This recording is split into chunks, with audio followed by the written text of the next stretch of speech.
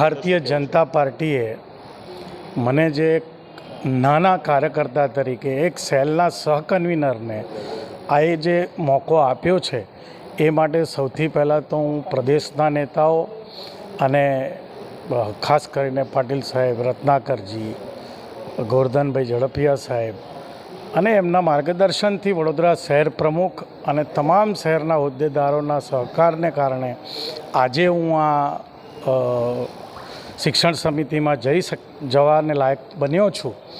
ત્યારે આ એક રાષ્ટ્ર નિર્માણનો યજ્ઞ છે। નાના બાળકોને તૈયાર કરવા એટલે આપણા ભવિષ્યના રાષ્ટ્રનું નિર્માણ છે। એ બાળકોને તૈયાર કરવામાં શિક્ષણ સમિતિ જે અત્યારની છે એ ખૂબ સારું કામ કરી જ રહી છે।